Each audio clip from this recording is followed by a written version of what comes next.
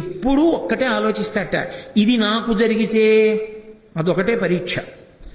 ఒక ప్రాణిని చెనకే ముందు అలా నన్ను చెనకితే నాకే బాధ కలుగుతుంది, కాబట్టి చెనకను. ఈ మాట నన్నంటే కాబట్టి అనను. అది నాకు పెడితే కాబట్టి వాళ్ళకి పెట్టను. ఇది ఎప్పుడూ పరీక్షించుకుంటుంటాడు. ఇది వచ్చింది, పుట్టుకతో వచ్చింది ఆయనకి. అందుకే ఒకరిని బాధ పెట్టడం అన్నది ఆయన జన్మలో లేకుండా పోయింది. తనయందు అఖిల భూతములందు నొకభంకి సమహితత్వంబున బరగువాడు, పెద్దల పడగన్న భృత్యుని కైబడి చేరి నమస్కృతులు చేయువాడు. అసలు నమస్కారం చేయాలంటే దానికి బోల్డంత సిద్ధాంతం ఉంది. చేతిలో ఏదైనా ఉంటే నమస్కారం చేయకూడదు. ఎంత పెద్దవాళ్ళకి కూడా చేతిలో ఏదైనా పట్టుకుని ఉన్నారనుకోండి, ఇక నమస్కారం చేయకూడదు. ఎందుకని అంటే నమస్కారం చేస్తే ప్రతి నమస్కారం చెయ్యాలి. ప్రతి నమస్కారం చేయడానికి చేతిలో ఏదైనా ఉంటే ఎలా చేస్తాడు? ఇబ్బంది పెట్టకూడదు, చేయకూడదు. భృత్యునికైవడి, పెద్దలు కనపడితే, పెద్దలంటే ఆయన దృష్టిలో అందరూ పెద్దలే అసలు ప్రహ్లాదుడికి. పెద్దలు కనపడితే నమస్కారం ఎలా చేసేవాడంటేట ఏదో ఇలా నమస్కారాలు కాదు, భృత్యునికైవడి వంగి వంగి ఇలా రెండు చేతులతో వంగి పరమ గౌరవంతో నమస్కరించేవాట. భృత్యునికైవడి చేరి నమస్కృతులు చేయువాడు, కన్నుదోయికి అన్యకాంతలడ్డంబైన మాతృభావన చేసి మరలువాడు. కంటి ముందు ఏ ఇతర కాంత కనపడనివ్వండి, ఆయన చిన్నపిల్లవాడు. మీరు ఒక మాట జ్ఞాపకం పెట్టుకోవాలి. చిన్నపిల్లవాడు కామదృష్టితో చూడకుండా తల్లి దృష్టితో చూశాడని మాట చెప్పకూడదు. వైషమ్య భావన కలగదు ఆయనకి. అసలు ఆ భావనే ఉండి పెరిగి పెద్దవాడైనప్పుడు ఎవరి యందు కూడా అసలు కామభావన ఉండదు. ఎందుకంటే నేను ఒక్క మాటతో చెప్పేస్తే మీరు అర్థం చేసుకుంటారు. ఇంత నిండు సభలో అంతకన్నా ఓ మెట్టు కిందకి దిగి నేను మాట్లాడక్కర్లేదు. పురుషుడి హృదయానికి సంబంధించినంత వరకు ఆడతనాన్ని చూస్తే పాలు పొంగుతాయి, అమ్మతనాన్ని చూస్తే నీళ్లు జల్లిన పాలలా కిందకెడతాయి. అమ్మతనాన్ని చూడడం వచ్చిన వాడికి, ఆడతనాన్ని చూడడం మరిచిపోయిన వాడికి జీవితం సౌభాగ్యవంతమైపోతుంది.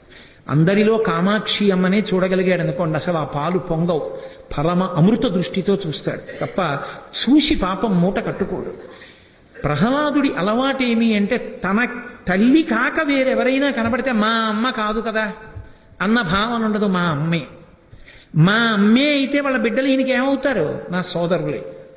అందుకే అందరి ఏడల సోదర భావన చేయగలిగాడు. నేను రాజు కొడుకుని, ఆమె రాజు భార్య కాదు, మా అమ్మ మహారాణి, ఆవిడే ఉంది దాసి అండవు, మా అమ్మే అంటాడు. ఇప్పుడు దాసి అన్న భావన ఉంటుందా, మా అమ్మ అన్న భావన ఉంటుందా?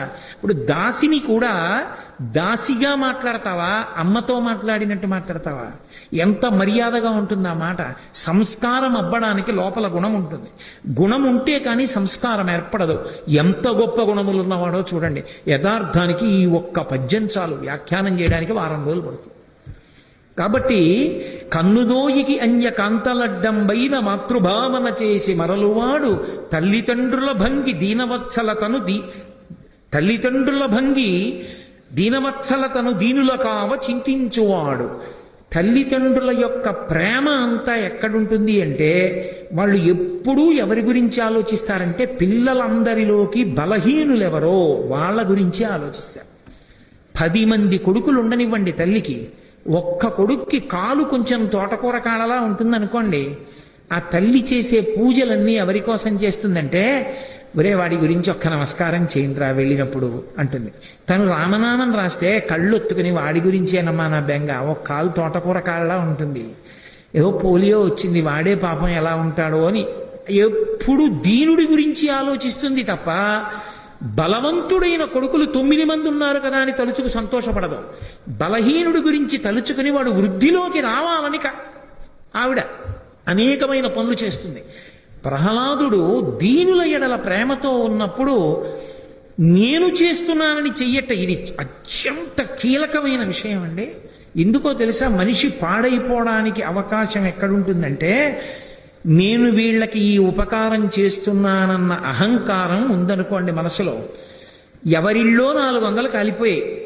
ప్లాస్టిక్ బిందెలు పంచిపెడుతూ ఫోటోలు తీయించుకుని ఒక ఆల్బమ్ తయారు చేసి పేపర్లో కూడా వేయించుకోవాలనుకున్నాడు అనుకోండి, అంతకన్నా అన్యాయమైన బుద్ధి ఇంకోట్లేదు. నువ్వు బిందెలు పంచడం మానేసి నిన్ను నువ్వు సంస్కరించుకోవడం మంచిది. వాడు దోషుడితో నీళ్లు తాగుతాడు, నువ్వు పాడైపోతున్నవాడి. ఇవాళ అగ్ని ప్రమాదం జరిగింది, 3 ఏళ్ల తర్వాత వాడు ఐశ్వర్యవంతుడు అవ్వచ్చు, నువ్వు మాత్రం దరిద్రుడవే అవుతావు. ఎందుకో తెలుసా?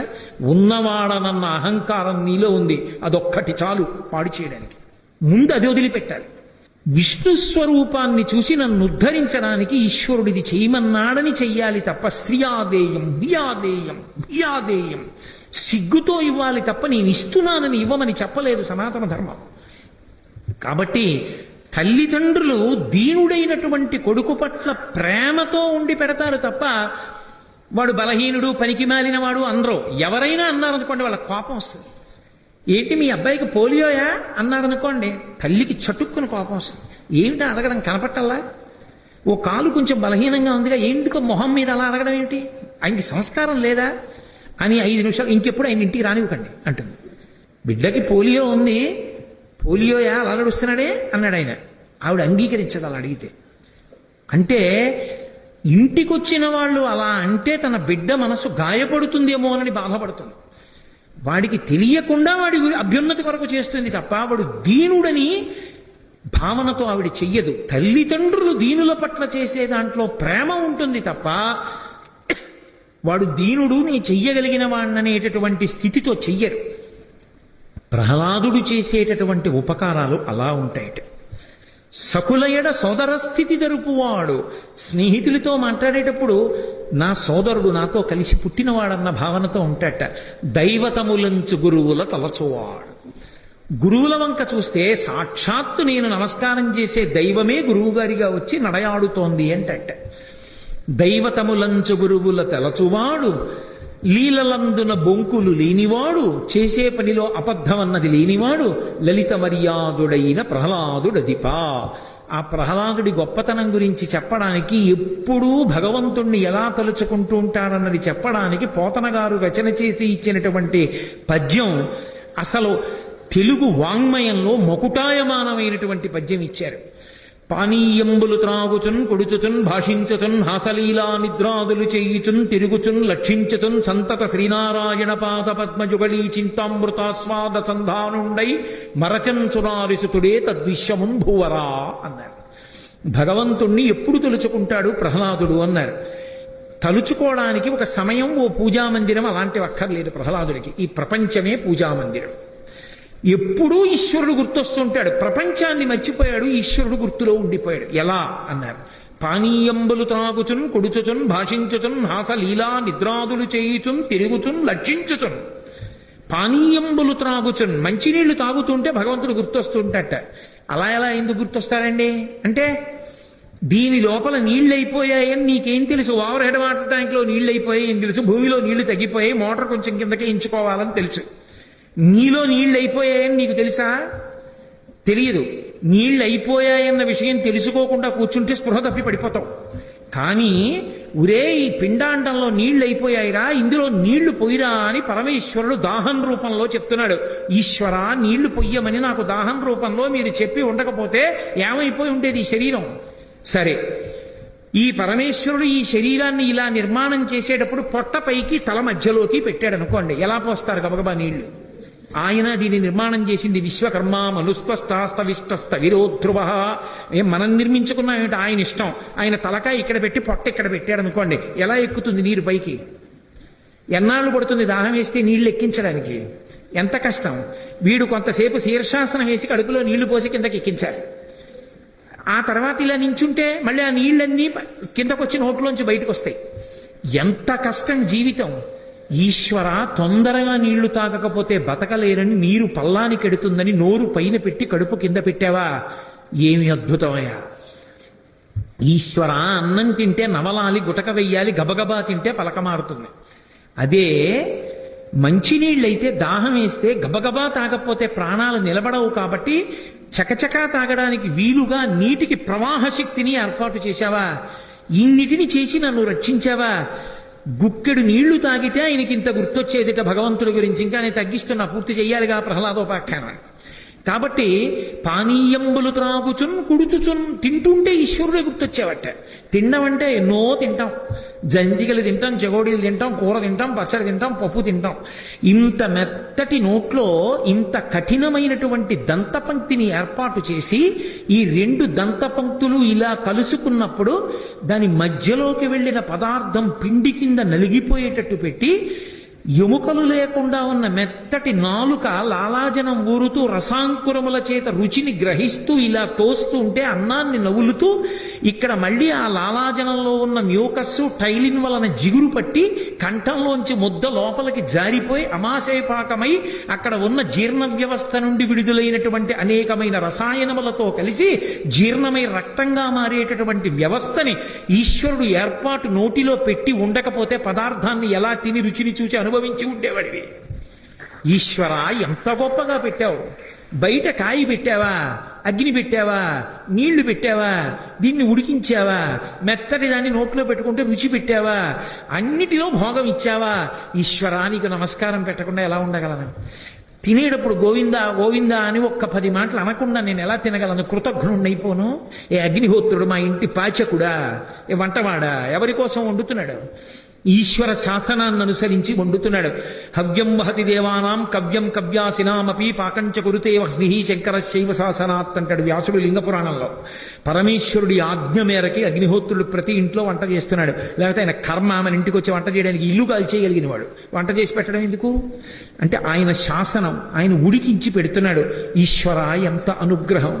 తినేటప్పుడు అంత గుర్తొచ్చేది కాబట్టి గోవిందనామం వచ్చేది. తినేటప్పుడు ఆయన గుర్తురాడు కాబట్టి టీవీ సీరియల్ చూస్తూ తినడం నాలాంటి వాడికి అలవాటు. కాబట్టి మీ మీద ఎందుకు పెట్టాలి భాగవతులు? పానీయంబులు త్రాగుచున్ కుడుచుచున్ భాషించుచున్. ఎంత అద్భుతం! ఇన్ని 84 లక్షల జీవరాశుల్లో భగవన్నామం చెప్పగలిగిన ఏకైక ప్రాణి మనుష్యుడు ఒక్కడే. ఏ ప్రాణి భగవన్నామం చెప్పదు. రామ అంటే తరించిపోయాడండి. శ్రీరామ అంటే అయిపోయిందంతే వాడి బతుకు. హరునకు విభీషణనకు అద్రిజకున్ తిరుమంత్రరాజమై కరిగిన హల్యకున్ ద్రుపదకంజకు నార్తి హరించ చుట్టమై బరగెన ఎట్టి నీ పతితపావన నామము నాదు జిహ్వపై నిరంతరము నటింపచేయుమి కదా చరధి కరుణాపయోనిధి అని గుండెలు బాదుకున్నాడు గోపరాజు గారు.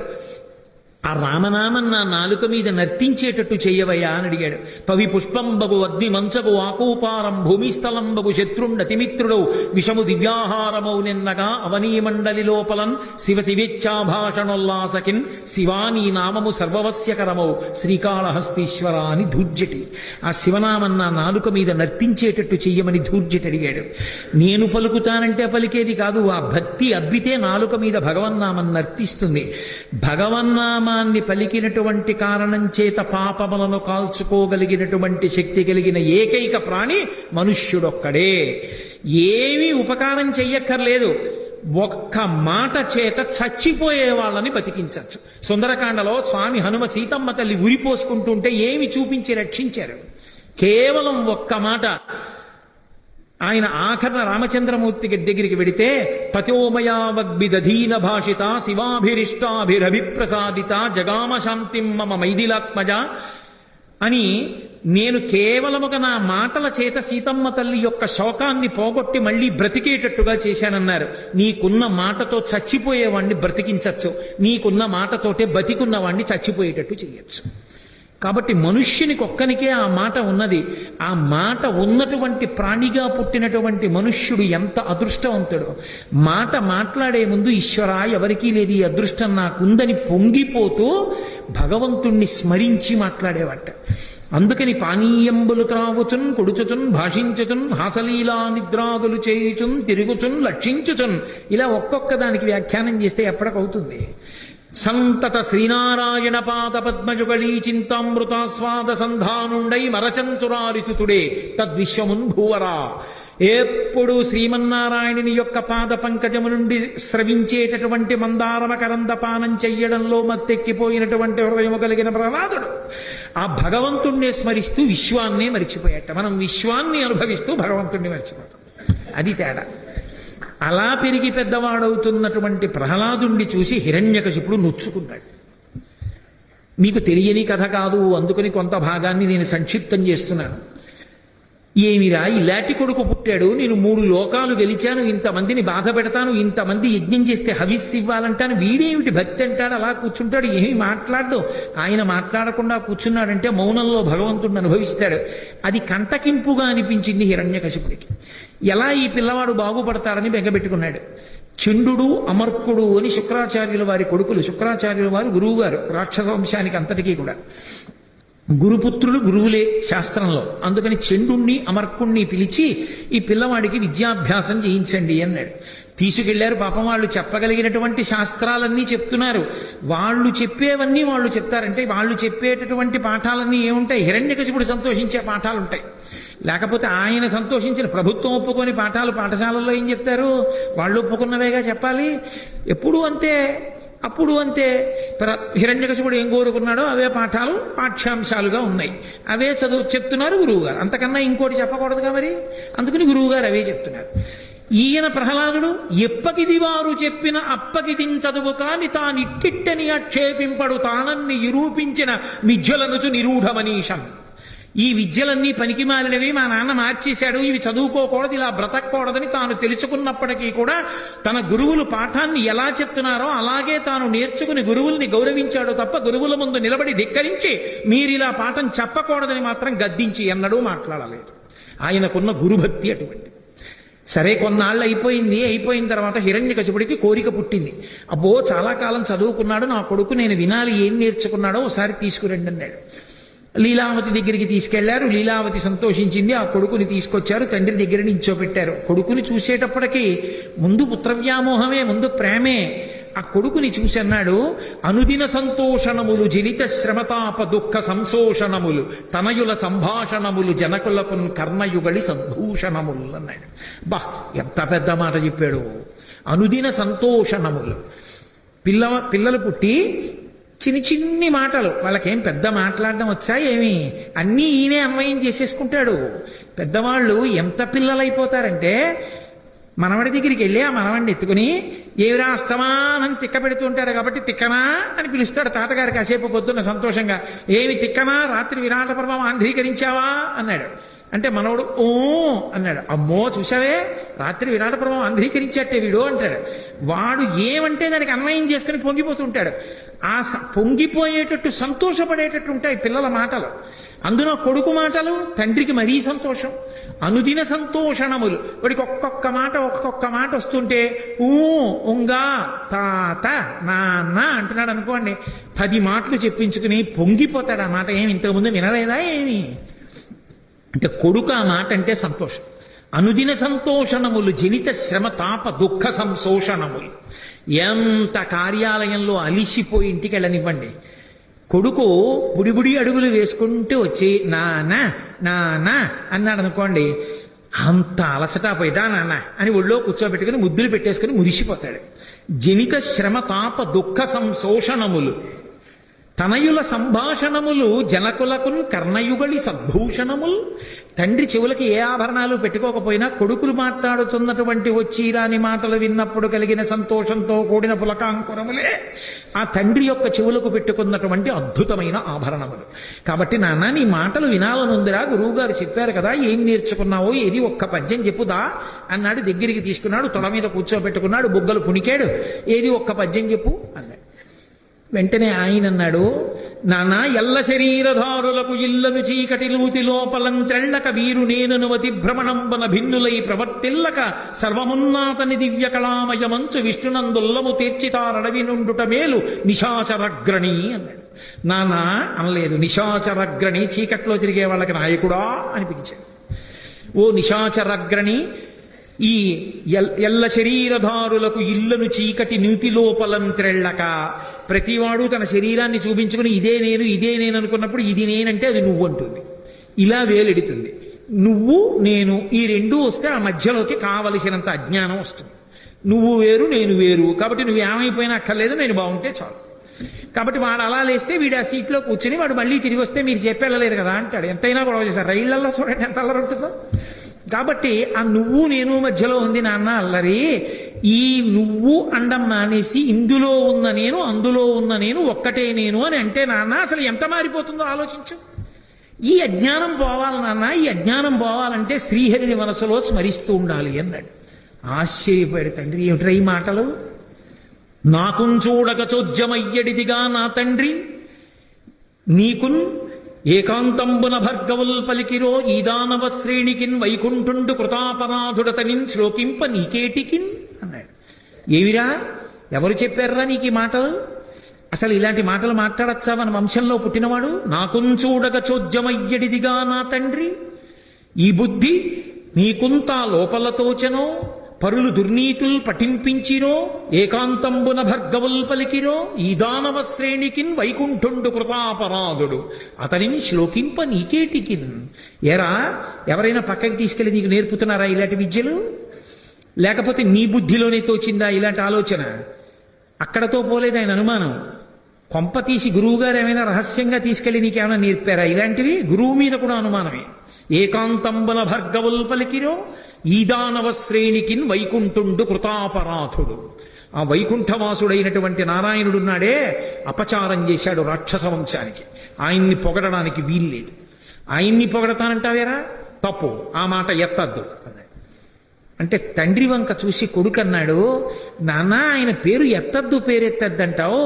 మందార మకరంద మాధుర్యమునదేలు మధుపంబు పోవునే మదనములకు, నిర్మల మందాకిని వీచికల తూగు రాయంచతనునే తరంగిణులకు, లలిత రసాల పల్లవ కాదియై చొక్కు కోయిలచనునే కుటజములకు, పూర్ణిందు చంద్రికా స్ఫురిత చకోరక మరుగునే సాంద్ర నిహారములకు, అంబుజోదర దివ్యపాదార వింద చింతనామృతపాన విశేషమత్త చిత్తము ఏ రీతి ఇతర విషయంబు చేర నేర్చు, వినుత గుణశీల మాటలు వెయ్యునేలా. అద్భుతం తెలుగు సాహిత్యంలో, తెలుగు అసలు పౌరాణిక వాంగ్మయంలో ఈ పద్యాలన్నీ కూడా అమృత భాండాలు. మందార మకరంద మాధుర్యమున తేలు మధుపంబు పోవునే మదనములకు. నాన్నగారు ఎక్కడో దేవలోకంలో ఉండేటటువంటి మందార పుష్పాలలో ఉండేటటువంటి తేనె తాగడానికి అలవాటు పడిపోయినటువంటి తుమ్మెద కొండమల్లె పూలలో ఉండేటటువంటి తేనె తాగడానికి వెడుతుందా? వెళ్ళదు కదా. అలాగే పౌర్ణమి చంద్రుని నుంచి వచ్చేటటువంటి వెన్నెల కిరణాల్ని తాగడానికి అలవాటు పడిపోయినటువంటి చకోర పక్షి అది మానేసి పొగమంచు దగ్గరికి వెళ్ళి అక్కడ ఉండేటటువంటి దాన్ని తింటుందా? నిర్మల మందాకిని వీచికల తూగు రాయంచతనునే తరంగిణులకు. ఎక్కడో ఆకాశగంగలో ఉండేటటువంటి పద్మముల మధ్య ఆడుకుంటూ తిరిగేటటువంటి రాజహంస ఆ ఆకాశగంగని విడిచిపెట్టి వచ్చి ఎక్కడో వీధి కాల్వలో ఆడుకోవడానికి ఇష్టపడుతుందా? నిర్మల మందాకిని రాయంచికల తూగు, నిర్మల మందాకిని వీచికల తూగు రాయంచతనునే తరంగిణులకు, లలిత రసాల పల్లవ ఖాదియై చొక్కు కోయిలజనునే కుటజములకు. నాన్నగారండి, ఎక్కడైనా ఆ లేత మామిడి చిగురు తిని కూయడానికి అలవాటు పడిపోయినటువంటి కోయిల ఏ ఇతరమైనటువంటి చెట్ల మీదకి ఎక్కి కూర్చోడానికి ఇష్టపడుతుందా? కాబట్టి అంబుజోదర దివ్యపాదార వింద చింతనామృతపాన విశేషమత్త చిత్తము ఏ రీతి ఇతర విషయంబు చేర నేర్చు. నిరంతరం కూడా శ్రీమన్నారాయణుని యొక్క పాదపద్మములలోంచి స్రవించేటటువంటి మందార మకరంద పానముల చేత మత్తెక్కిపోయినటువంటి హృదయము కలిగి ఎప్పుడూ హృదయంలో భగవంతుణ్ణి స్మరించడానికి అలవాటు పడిపోయిన నేను ఇవాళ భగవంతుని యొక్క స్మరణని విడిచిపెట్టి ఏవో ఇతర విషయాలు నేర్చుకుని వాటిని మనసులో స్మరించమంటే నాకు సాధ్యం అవుతుందా నాన్నగారు? సాధ్యం కాదు. అయినా మీకు ఒక మాట చెప్పనా? తను హృద్భాషల సఖ్యమున్ శ్రవణమున్ దాసత్వమున్ వందనార్చనముల్ సేవయు ఆత్మలో నెరుకయున్ సంకీర్తనల్ చింతనంబను 9 భక్తిభావముల సర్వేశున్ హరిన్నమ్మి సజ్జనుడయ్యుండుట యుక్తమంతు తలచున్ నిక్కంబు దైత్యోత్తమా అన్నాడు. నాన్నగారండి 9 భక్తిభావనలు పొంది శ్రవణం కీర్తనం విష్ణోహ స్మరణం పాదసేవనం అర్చనం వందనం దాస్యం సఖ్యం ఆత్మనివేదనం అనేటటువంటి 9 భక్తిభావనల చేత శ్రీమన్నారాయణుని నిరంతరం సేవిస్తూ అరణ్యంలో ఉన్నా మంచిది, కానీ స్వార్థ బుద్ధితో ఈ లోకంలో బ్రతకడం మంచిది కాదు నాన్నగారండి, నా మాట వినండి అన్నాడు. అంధేందోదయముల్ మహాభగిర శంఖారావముల్ మూక సద్గ్రంథాఖ్యాపనముల్ అలాగే నపుంసక వధూకాంక్షల్ కృతజ్ఞావళి బంధుత్వంబులు భస్మహవ్యములు లుబ్ధద్రవ్యముల్ కోడ సద్గంధంబుల్ హరిభక్తి వర్జితుల వృధారిక్త సంసారముల్. నాన్నగారండి, భక్తి వద్దు భక్తి వద్దు, శ్రీమన్నారాయణుడు ఏమిట్రా వైకుంఠుండు కృతాపరాధుడతని శ్లోకింప నీకేటికిందంటున్నారు. వైకుంఠుండు కృతాపరాధుడు ఏమిటి నాన్నగారు? శ్రీమన్నారాయణ భక్తి లేని జీవితం ఎందుకు పనికొస్తుంది? ఎందుకు పనికిరాదు. ఎంత ఐశ్వర్యం ఉన్నా, ఎంత పాండిత్యం ఉన్నా, ఎంత గొప్ప బతుకుతున్నా భగవంతుని మీద భక్తి లేకుండా బ్రతికినటువంటి బ్రతుకు ఎటువంటిదో తెలుసా నాన్నగారు? అంధేందు వెన్నెలెందూదయముల్ పౌర్ణమి చంద్రుడు ప్రకాశిస్తుంటే పుట్టుగుడ్డి వాడిని తీసుకొచ్చి నించోపెట్టి చూడరా వెన్నెలంటే వాడు ఏం చూడగలడు, వాడి జీవితం ఎటువంటిదో అలా అందేందూదయముల్ మహాభవిర శంకారావముల్ పుట్టుకతో శివుడుండి ఏమీ వినపడిన వాడి దగ్గరికి తీసుకెళ్లి శంఖం ఊది ఎలా ఉందంటే ఎలా ఉంటుందో అలా మూక సద్గ్రంథాఖ్యాపనముల్ పుట్టుకతో మూగివాడైన వ్యక్తి ఒక గ్రంథాన్ని చదువుకుంటే తీసుకొచ్చి పుష్కల వాక్చతురత్వము అని సభావేదిక మీదకి తీసుకొచ్చి కూర్చోబెట్టి చెప్పమంటే మూగివాడు ఏం మాట్లాడతాడు నాన్నగారు? మూక సద్గ్రంథాఖ్యాపనముల్ నపుంసక వధూకాంక్షల్ నపుంసకుడైనటువంటి వాడికి స్త్రీ మీద కాంక్ష ఉంటే ఎలా ఉంటుందో అలా ఉంటుంది నాన్నగారు. అలాగే నపుంసక వధూకాంక్షల్ కృతఘ్నావళి బంధుత్వంబులు చేసిన మేలు మరిచిపోయేటటువంటి వాడితో బంధుత్వం ఉన్నవాడు తిరిగి ఏ ఉపకారం చేయడు, అలాంటి వాడితో బంధుత్వం ఉంటే మాత్రం ఎందుకు పనికి వస్తుంది నాన్నగారు? భస్మహవ్యములు యాగమంతా అయిపోయిన తర్వాత బూది కుప్ప పడిపోయిన తర్వాత అందులో ఇదం నవమా అంటూ నెయ్యి హవిస్సు వేస్తే ఏ దేవతలు అందుకుంటారు నాన్నగారు?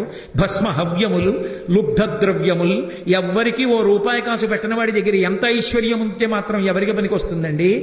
అటువంటి వాళ్ళ జీవితాలన్నీ ఎలా ఉంటాయో, ఎన్ని ఉన్నా భగవంతుని యందు భక్తి లేని వాళ్ళ జీవితాలు అలా ఉంటాయి నాన్నగారండి. 3 లోకములను గెలిచానంటారు, ఏమిటి ఉపయోగం భగవద్భక్తి లేని దానికి? భగవద్భక్తి ఉన్న జీవితమే జీవితము.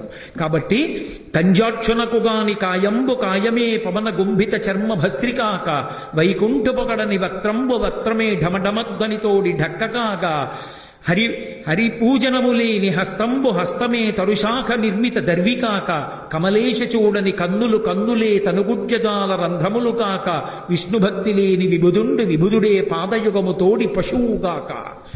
ఎంత అద్భుతమైన మాటలు చెప్పాడో మహానుభావుడు నాన్నగారు. కంజాక్షునకు కాని కాయంబు కాయమే పవన గుంభిత చర్మ భస్త్రికాక.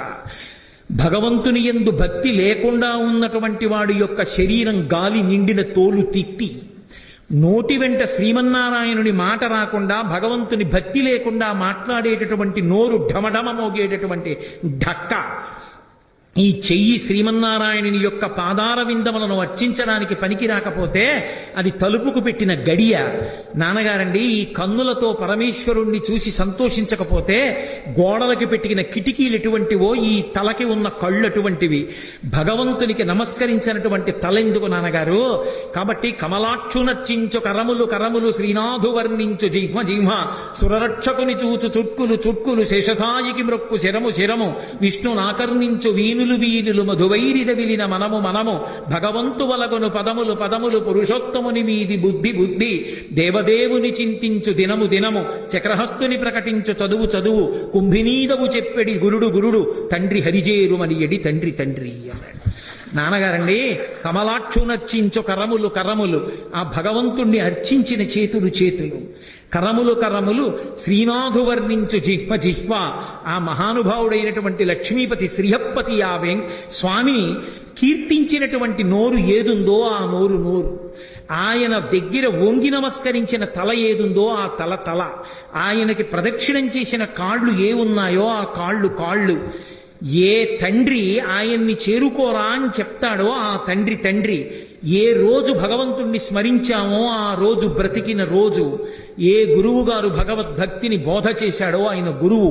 అది లేని బ్రతుకు అనవసరమైన బ్రతుకు. కాబట్టి నాన్నగారండి, శ్రీమన్నారాయణుణ్ణి సేవించవద్దు, ఆయన పట్ల భక్తితో ఉండవద్దంటారే, తప్పు ఆ మాట అనకూడదండి. ఒక్క తోపు తోసి పారేశాడు కొడుకుని కిందకి. ధూర్తుడు ఎవడు నేర్పాడు రావిడికి విద్య? అవతల గురువు గారా నేర్పలేదంటున్నారు, స్నేహితులా చెప్పలేదు.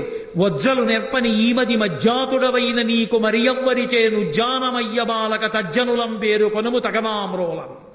గురువుగారు చెప్పని విద్య నీకు ఎక్కడి నుంచి వచ్చింది? ఎవరు నేర్పారు? ఎవరు చెప్పారో నాకు పేరు చెప్పు. నాన్నగారండి, ఒకరు కొత్తగా చెప్పడం ఏమిటండి? అత్సపు చీకటింబడి గృహవ్రతులై విషయ ప్రవృష్టులై చచ్చుచు పుట్టుచున్మరల చెర్విత చెర్విణులైన వారికించెచ్చర పొట్టునే పరులు చెప్పిననైన నిజెచ్చనైన కానల కేగిననైన హరిప్రబోధముల్. సహజంగా భక్తి అన్నది తనంత తాను రావాలి, కానీ ఆ భక్తి లేనివాడిని తీసుకొచ్చి కూర్చోపెట్టి అత్సపు చీకటింబడి గృహవ్రతులై విషయ ప్రవిష్టులై చచ్చుచు పుట్టుచున్మరల చెర్విత చెర్విణులైన వారికి పుట్టి చచ్చి జనన మరణ చక్రంలో తిరగడానికి అలవాటు పడిపోయినంత వాణ్ణి నేనని అహంకారంతో బ్రతకడానికి అలవాటు పడిపోయినటువంటి వాడికి తీసుకొచ్చి ఒకడు చెప్పితే మాత్రం అర్థం అవుతుందా, అరణ్యాలకు వెళ్ళిపోతే అర్థం అవుతుందా, తనంత తాను మనసులో చేరుతుందా అని అనగారండి. భక్తి అనేటటువంటిది పరమేశ్వరుని యొక్క కృపా విశేషం చేత లోపల పెళ్ళుపకాలి తప్ప ముహూర్తాలు పెట్టుకుంటే ఒకరు చెప్తే వచ్చేది కాదు నాన్నగారు భక్తి అన్నాడు. ఎవడురా వీడికి ఈ మాటలు చంపింది, తీసుకెళ్లి చంపి అవతల పారేయండి అన్నాడు.